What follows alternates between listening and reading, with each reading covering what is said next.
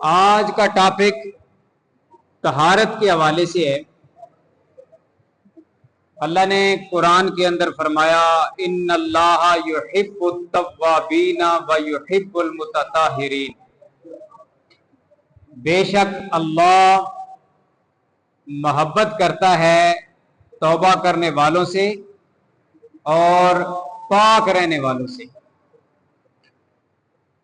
اور ایک حدیث میں آپ صلی اللہ علیہ وآلہ وسلم کا فرمانے عالی شان ہے، فرمایا کہ الطہور شطر الایمان، الطہور نصف الایمان، صفائی جو ہے یہ نصف ایمان ہے۔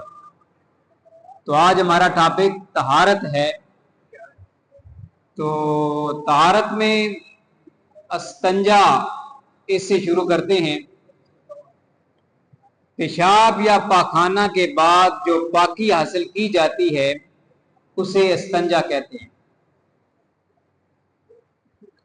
استنجا کا طریقہ جو ہے وہ سن لیں۔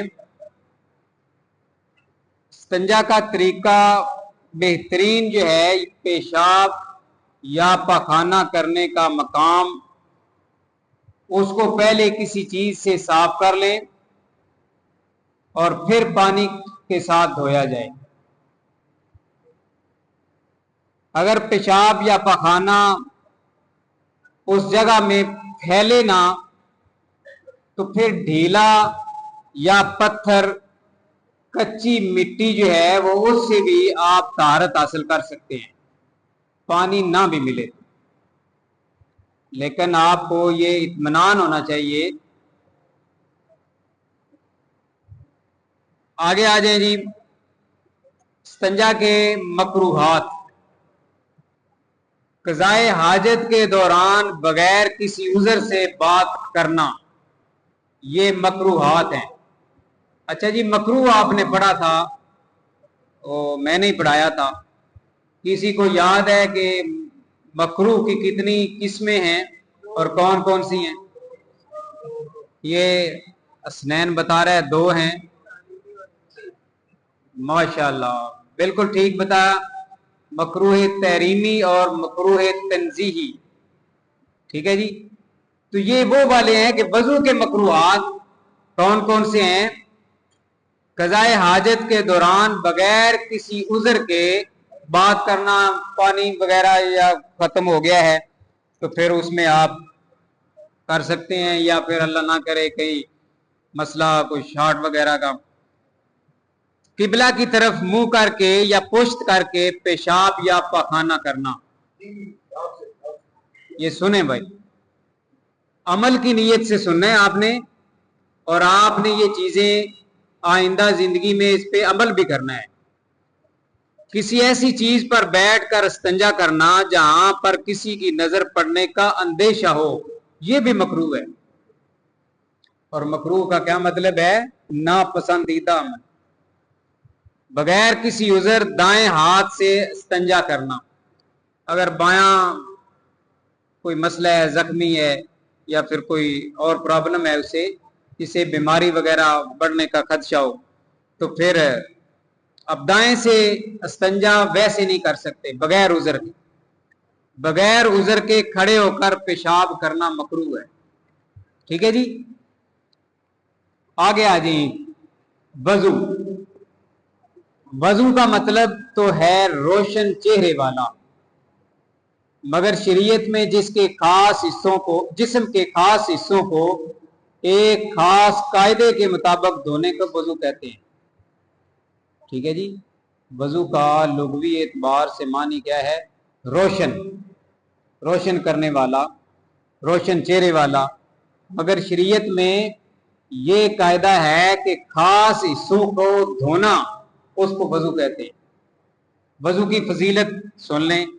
حضرت عثمان غنی رضی اللہ تعالیٰ عنہ سے روایت ہے کہ رسول اللہ صلی اللہ علیہ وسلم نے فرمایا کہ جس شخص نے وضو کیا اور مسنون طریقے کے مطابق، بھئی ہم سارے وضو کرتے ہیں، کاش ہمارا وضو جو ہے یہ سنت کے مطابق ہو جائے، اس میں مکروہات وغیرہ جو ہے نا اس سے وہ نکل جائیں، इसको कामल वजू कहते हैं। और इस कामल वजू के बाद जो नमाज पढ़ी जाती है उसका बड़ा फायदा है, उसकी फजीलत है। और इसी कामल वजू के बाद आप सल्लल्लाहु अलैहि वसल्लम ने फरमाया जिसने कामल वजू किया फिर नमाज पढ़ी, ये कई हदीसों में बयान हुआ है, कामल वजू करें। जिसने अच्छी तरह सुन्नत के मुताबिक वजू किया तो उसके सारे गुनाह निकल जाएंगे, यहां तक कि उसके नाखूनों के नीचे से भी। यानी वजू करने से छोटे मोटे गुनाह माफ हो जाते हैं। ठीक है जी, ये इसकी फजीलत है। आगे आ जाए जी, फराइज वजू। फर्ज क्या है? वो काम जो लाजमी हो, वो ऐसा फेल जो लाजमी हो, जिसके बगैर गुजारा ना हो। तो ये रह गया कुछ भी नहीं, इसको करना लाजमी है। वजू के फराइज 4 हैं। मुंह पेशानी के बालों से लेकर थोड़ी के और एक कान से लेकर दूसरे कान की लौ, इसको लौ कहते हैं, ये लौ है। ठीक है जी, ये सब की है। और ये माथे के बाल और थोड़ी के नीचे से, ये पहला फर्ज है। अगर इसमें से कोई हिस्सा भी खुश्क रह गया आपका वजू नहीं है, क्योंकि है ही फर्ज। दोनों हाथ कुनियों समेत धोना, और कुनिया ये हरका, ठीक है ना, दोनों हाथ कुनियों समेत धोना। चौथाई सर का मसा करना, सर का चौथे हिस्से का भी मसा हो जाए तो ये फर्ज पूरा हो जाता है। हम जो पूरा करते हैं ना, ये सुन्नत के मुताबिक है। लेकिन अगर किसी ने हाथ भी रख लिया, यानी यहाँ पे थोड़ा सा ऐसे कर लिया, चौथाई सर का मसा करना, तो ये फर्ज है। दोनों पांव टखनों समेत धोना, ये जो गिट्टे हैं ना, यहां तक कम अज कम ये चारों तरफ से धुले हुए हों आपके पांव। ये फराइज वजू, वजू की सुन्नतें। ठीक है जी, अक्सर बच्चों को पता ही है, लेकिन फिर भी सुन ले। नीयत करना कि मैं वजू की नीयत कर रहा हूं, ये सुन्नत है।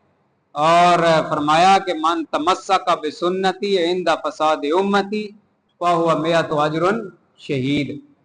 जिसने फसाद के दौर में मेरी एक सुन्नत को जिंदा किया, अल्लाह ने उसे 100 शहीदों का सवाब अता किया। तो ये वजू के अंदर है, ये 13 सुन्नतें आ रही हैं, तो हम उनको जिंदा कर दें। नियत करना, बिस्मिल्लाह पढ़ना, और एक हदीस में है बिस्मिल्लाहि वल्हम्दुलिल्लाह।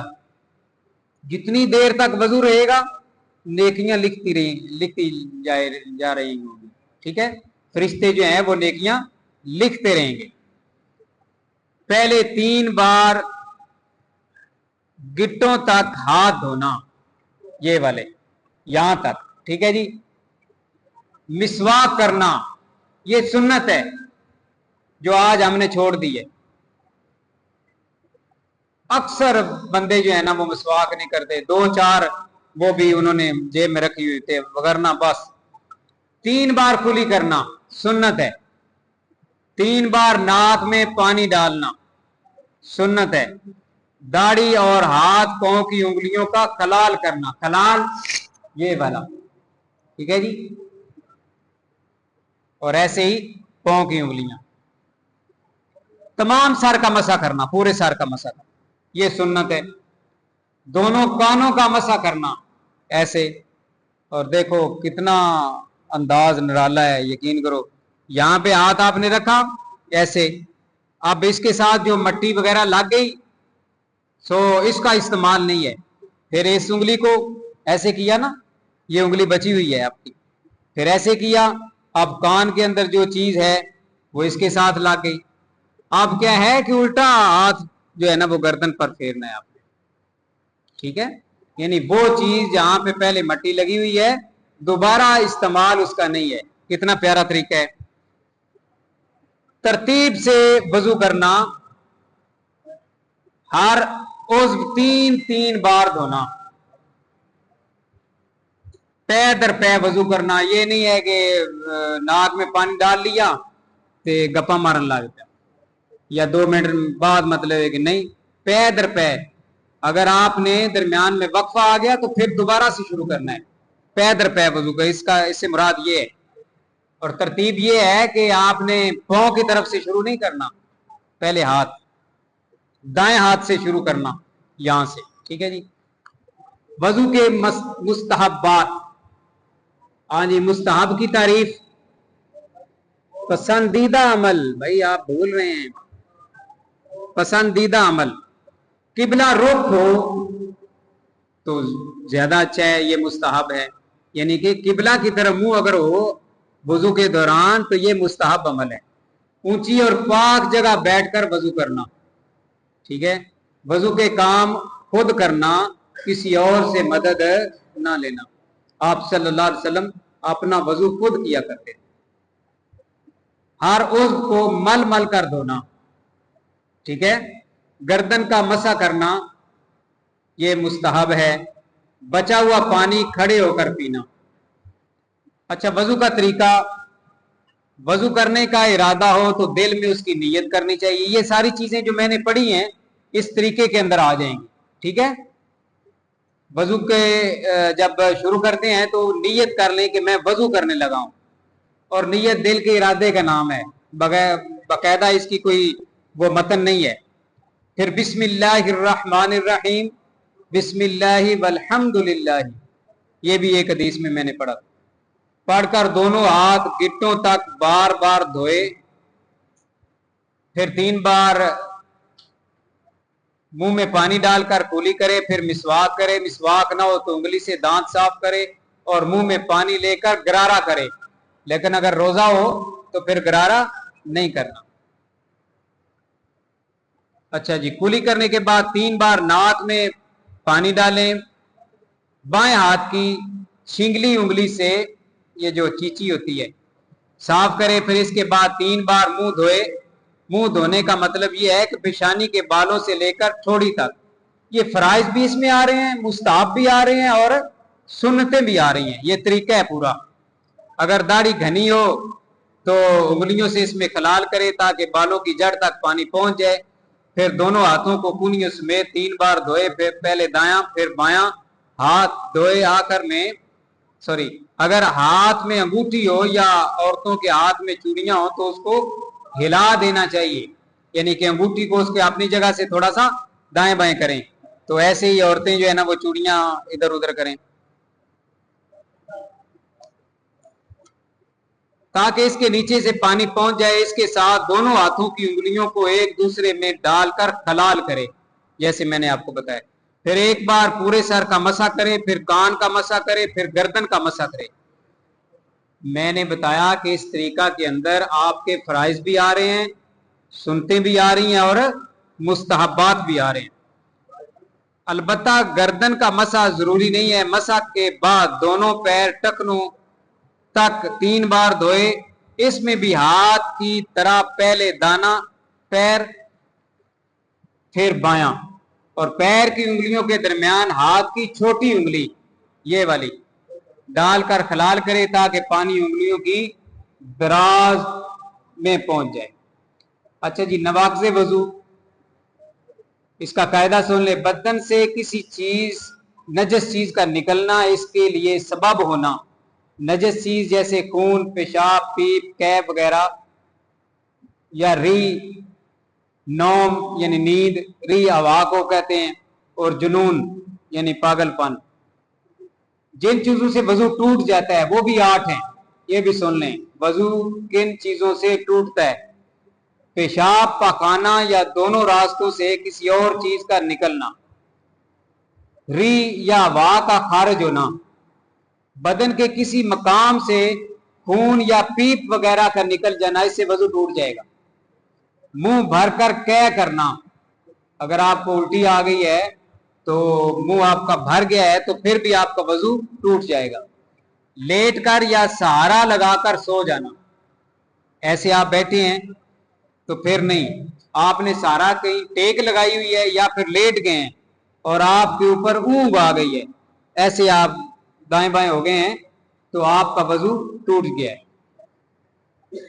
बीमारी या किसी और वजह से बेहोश हो जाना, इससे भी वजू टूट जाता है। मजनू या दीवाना हो जाना, इससे भी वजू टूट जाएगा। नमाज में कहका लगाकर हंसना, प्यारे बच्चों, नमाज के अंदर कहका लगाकर हंसना, इससे भी वजू टूट जाएगा। फिर आप नमाज नहीं पढ़ सकते, क्योंकि वजू नहीं तो नमाज नहीं। अच्छा जी, मकरूहाते वजू, ये मकरूहात हैं वजू के। नापाक जगह पर वजू करना, दाएं हाथ से नाक साफ करना, वजू में दुनियावी बातें करना, ये मकरूहात हैं।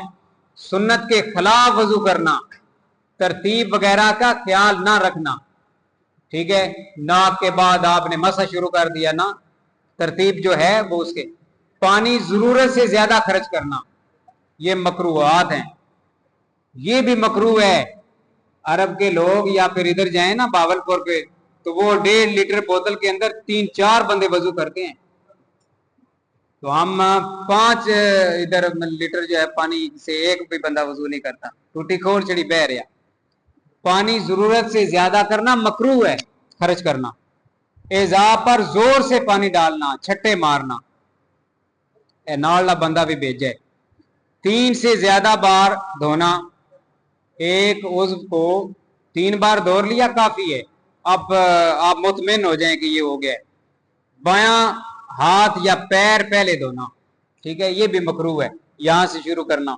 और एक तबका है जो अपने वजू को नीचे से शुरू करता है, पांव से। तो आपने कहां से शुरू करना है? हाथ से, ठीक है जी। तो ये था जी